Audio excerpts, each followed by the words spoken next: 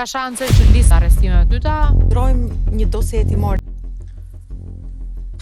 Tani, nëse ne do të qëndrojmë një dosje hetimore më të fundit që lidhet me sulmin, më sakt me hakerimin e emaileve të 3 prokurorëve të posaçëm, tek cilët janë marrë informacione policore, në njërin prej tyre, në informacionin që është shpërndar, është emri i një ish ministri i cili aktualisht është i përfshirë në fushat politike. Në Top Story, gazetarja Anila Hoxha komentoi raportin vjetor të SPAK për dosjet e bujshme.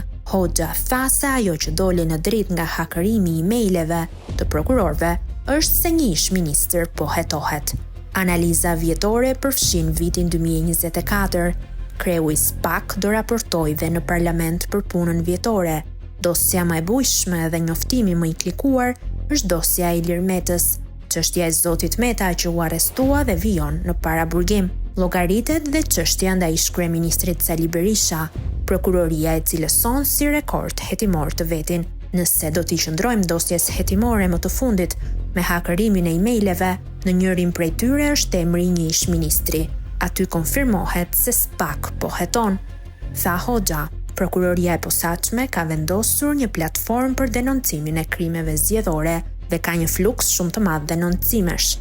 Shumë shtetas shqiptar kanë denoncuar dhe krahë të djathtë të disa kandidatëve për deputet që premtojnë vende pune dhe po kryen hetime si faza paraprake e krimeve zgjedhore, u shpreh gazetarja.